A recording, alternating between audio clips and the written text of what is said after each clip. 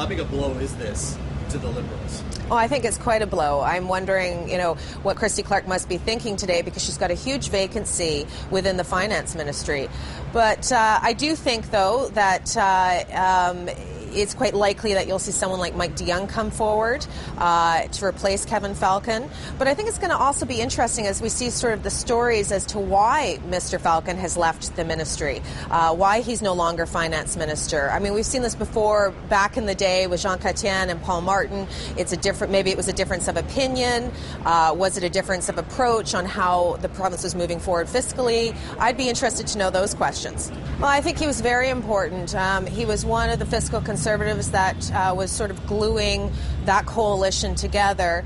But I also wouldn't put a lot into just Minister Falcon. I would take a look at, therefore, there's going to be, it's rumored to be George Abbott as well. I think this is an issue of leadership, and this is an issue of governance, leadership style, the team being able to get along. I think this is just the end of the coalition as it stands now. So I don't think it's necessarily about fiscal conservatism versus a liberal approach. I do think this shows more, though, around the Premier's leadership.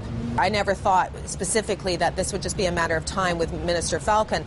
I felt that it might be a matter of time for any of the ministers as we slowly started to see there was sort of a lack of direction by the Premier's office.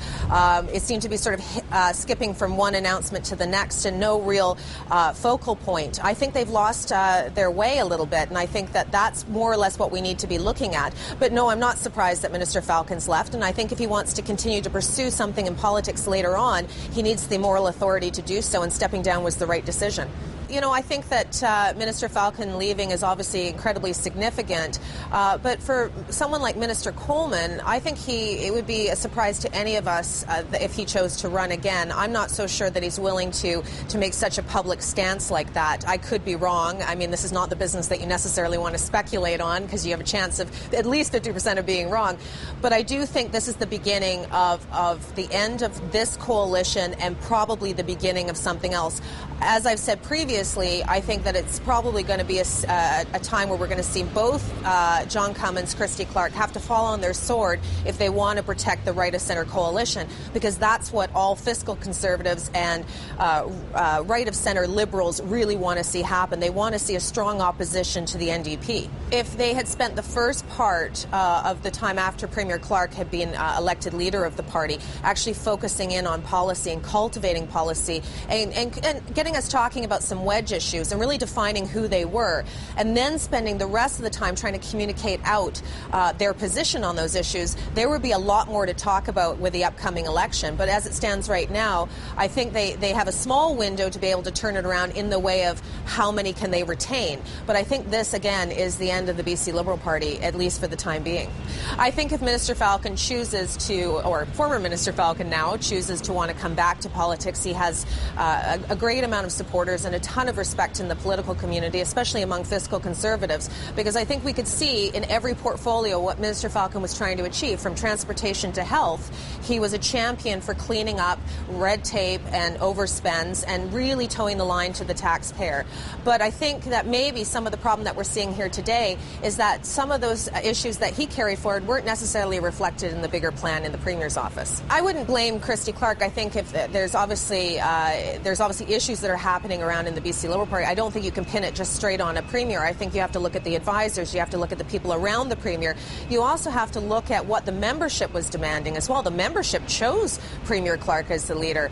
But I do think that what really needed to happen for this coalition to continue on, and let's face it, this is a third-term government. It was going to be a bit of a stretch to go for the fourth anyway.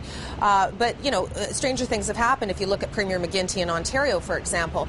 But I do think that the right-of-centre coalition in this province needed a very strong fiscal manager, and I think that's the question that's being asked today. The odds for John Cummins leaving before the next election? I think it's BC, and anything's quite possible. Wait 5 minutes, and not only does the weather change, but the politics as well. I mean, John Cummins, if he's really true to his word about making sure that you stop, an NDP government and that you're bringing together varying conservative beliefs, not just SOCON. I mean, if he's solely driven on the SOCON side or social conservative side, which I happen to think is a dead movement in British Columbia, then fine, he stays. But I think if he really does want to do what he says he wants to do, which was to bring together fiscal conservatives or conservatives from all avenues, then he has to fall on the sword, because when you look at his popularity or you look at his ability to resonate with voters, especially voters in my demographic, 35 to 40, woman, conservative, you have to, he's just not resonating with us. So, and we are the majority of voters in this province. So I think, not every leader should be looking at painting the sky in their own image. They have to think of their party. And if the BCCP, the BC Conservatives, have a future in this province and they become the de facto coalition or the home for the coalition, John Cummins has to leave.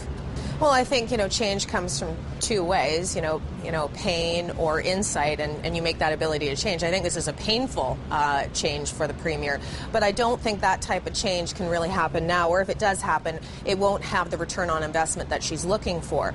I do think this is a lesson for all politicians in making sure that you're very authentic in your approach, that you're standing in the right political environment. As we know, the Premier has spent a lot of time with the Liberal Party of Canada. Her beliefs are solely around that vision. I think that when you try and change that out to a conservative vision, it doesn't necessarily wash. So I think she would have been better off if she had just stayed with being who she was. She's a great communicator. She's a great campaigner. I didn't see any of those strengths in the last few months. I think she needs to just, be who she's going to be and come out swinging. She has those capabilities.